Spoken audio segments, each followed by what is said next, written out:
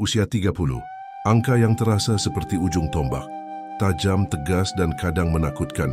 Banyak dari kita sampai di titik ini dengan kepala penuh pertanyaan dan hati yang belum tentu punya semua jawabannya. Dan mungkin malam ini kamu duduk diam sendiri dengan pikiran yang berisik. Apa aku sudah cukup? Kenapa hidupku seperti ini? Kenapa teman-temanku sudah jauh lebih sukses? Apa aku terlalu lambat? Tenang, kamu tidak sendiri. Ini bukan kegagalan, ini proses. Ketika kita kecil, kita pikir usia 30 itu dewasa banget. Kita membayangkan diri kita sudah mapan, punya rumah, pasangan, mungkin anak, dan karier yang kokoh seperti bangunan beton. Tapi realitanya, banyak dari kita malah merasa hidup baru dimulai dari sini. Kita merasa tertinggal. Seolah hidup ini lomba dan kita peserta terakhir yang masih lari. Padahal tidak ada peluit start yang sama. Tidak ada garis finish yang seragam. Aku punya teman bernama Nia. Waktu dia ulang tahun ke-30, dia nangis sendirian di kamar kos.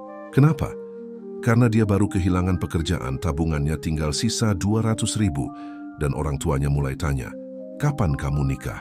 Padahal seminggu sebelumnya, dia bantu temannya yang sukses buat acara ulang tahun mewah di Hotel Bintang 5. Nia bilang, "Mah, aku gagal, aku nggak berguna. Hidupku kayak nggak jalan kemana-mana." Aku jawab pelan, "Kalau kamu bisa bilang hidupmu nggak jalan, artinya kamu sadar. Dan kalau kamu sadar, kamu masih bisa belok arah." Kadang, kesadaran itu awal dari perubahan. Usia 30 bukan tentang pencapaian, bukan tentang berapa digit gaji, bukan tentang udah nikah atau belum. Usia 30 itu tentang mengerti diri sendiri. Kamu mulai tahu siapa yang benar-benar peduli. Kamu mulai paham bahwa teman sejati nggak selalu banyak, tapi selalu ada. Kamu mulai belajar bahwa pekerjaan bukan segalanya, tapi kesehatan mentalmu itu segalanya. Kamu mulai sadar bahwa dibanding menjadi orang hebat, lebih penting menjadi orang damai. Ada rasa-rasa yang tidak kita pahami saat muda. Kehilangan yang diam-diam menumbuhkan, penyesalan yang pelan-pelan mematangkan. Di usia 30, kamu mungkin kehilangan cinta pertama. Kamu mungkin mengubur mimpi lama, karena realita menampar keras.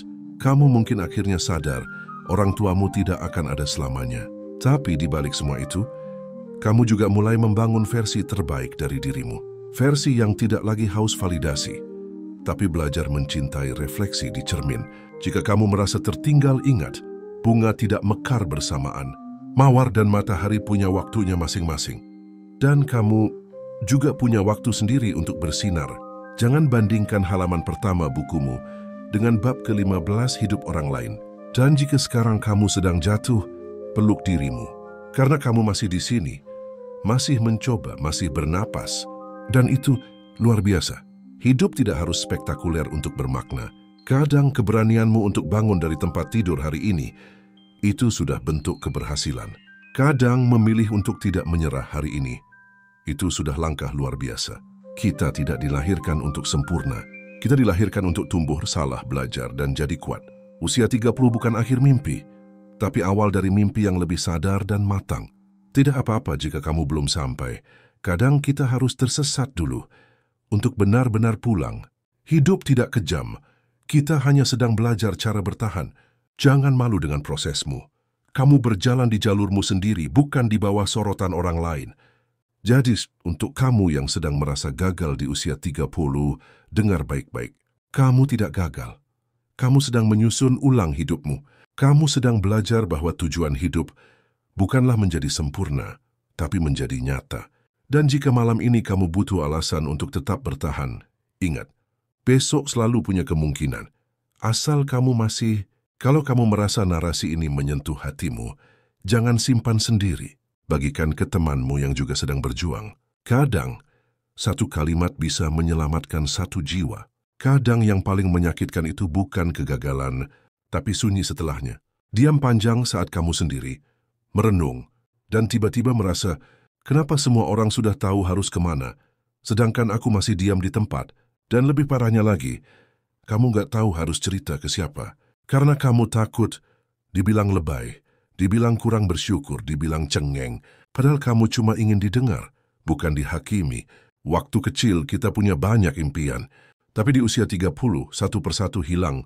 Bukan karena kita lemah, tapi karena kita harus memilih mana yang bisa dilanjutkan, dan mana yang harus dilepaskan. Lepas itu bukan berarti menyerah. Lepas itu kadang tanda kamu sudah cukup dewasa untuk mengerti bahwa memaksakan sesuatu yang tidak lagi sehat hanya akan merusak sisa dirimu yang masih ingin hidup.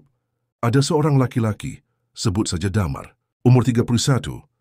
Dia berhenti kerja dari perusahaan besar setelah burnout parah. Semua orang bilang dia bodoh, tapi Damar diam.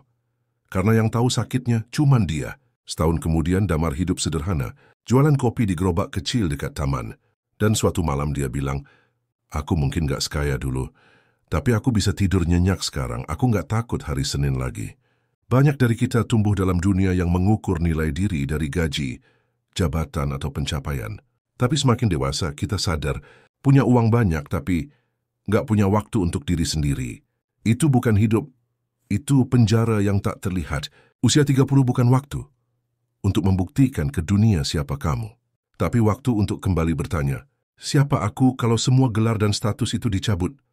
Kalau kamu masih bisa jujur menjawab itu, berarti kamu tidak kehilangan arah. Kamu hanya sedang belajar memahami jalan. Kita dibesarkan dengan narasi bahwa hidup itu harus lurus. Tapi kenyataannya, hidup itu penuh belokan. Dan kadang belokan yang paling kamu takuti adalah satu-satunya jalan yang membawamu pulang. Kalau kamu harus mulai dari nol lagi di usia 30, tidak apa-apa. Karena kamu sekarang membawa bekal.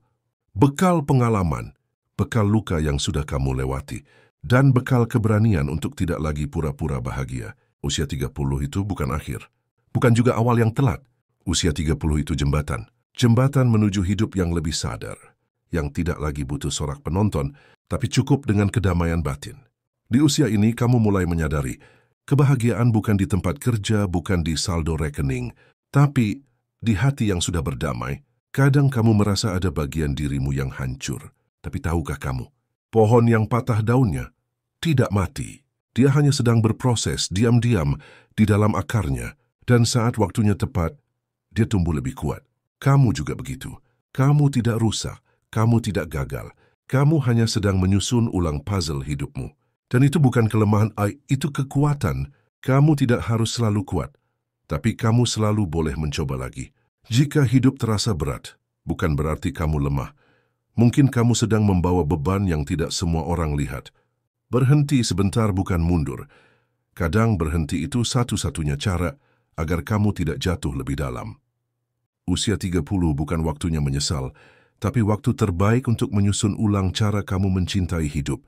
Untuk kamu yang sedang merasa hidupmu tidak beres, untuk kamu yang masih pura-pura kuat padahal ingin menangis, untuk kamu yang merasa semua orang sudah sampai tujuan, dan kamu masih bertanya arah, kamu masih punya waktu, kamu masih punya pilihan, dan kamu masih punya dirimu sendiri, yang terus bertahan sampai hari ini.